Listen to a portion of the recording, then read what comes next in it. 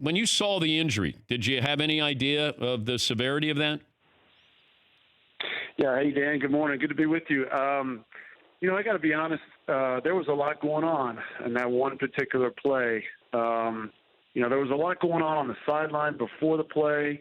It looked like Mac Jones, the backup quarterback, was going to come in, and then it looked like Tua went up to Coach Saban and lobbied to come back into the game just to do that 2-minute drill before half. And then when he got chased down from behind, the first thing that we noticed was that his head hit the ground, and obviously he was bleeding from his nose, and you really didn't have a sense as to whether he was hurt until he tried to stand up and put no weight on that right leg. And then it was pretty obvious that there was something significantly wrong with him.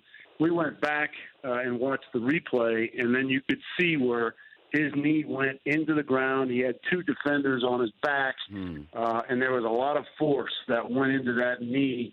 And just like we saw with Bo Jackson, I mentioned it during the game, when that leg kind of gets jammed back into the hip, good things don't happen. And I got to be honest, Dan, it was probably one of the worst games I've ever called as an announcer, just because you hate to see the talented young players, young men like that, get hurt in that fashion. And the severity of that injury, and it could be threatening to his future career. There's no question. What do we know about that injury, aside from Bo Jackson, and it ended his career, to progress that we've made, recovery time with something like this?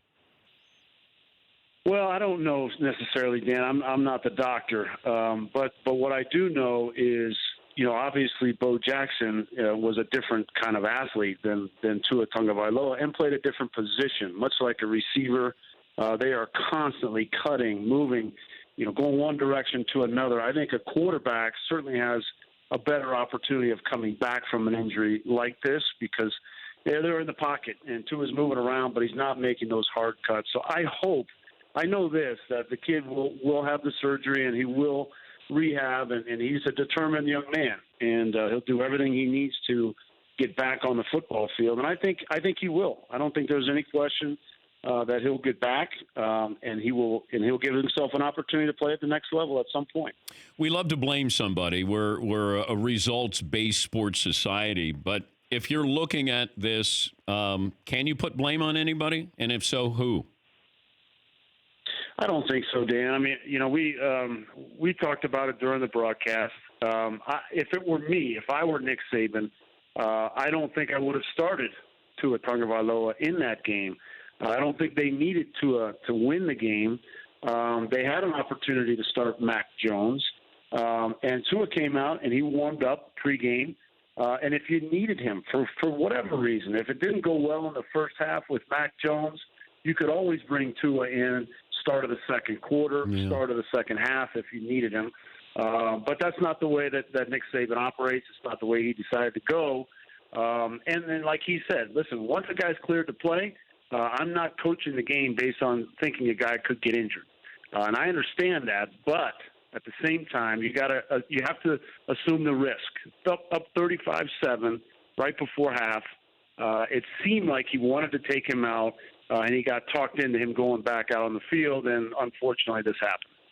Where did you have him ranked among the quarterbacks, draft-eligible quarterbacks?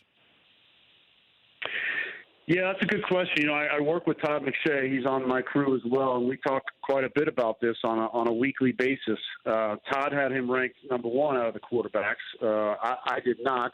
I think there's a couple of quarterbacks that I would have taken ahead of Tua.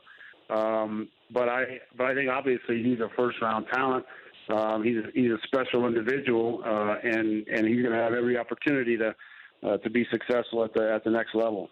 For more Dan Patrick Show, tune into Audience Channel 239 on DirecTV, stream for free on BR Live, or download the Dan Patrick Show app.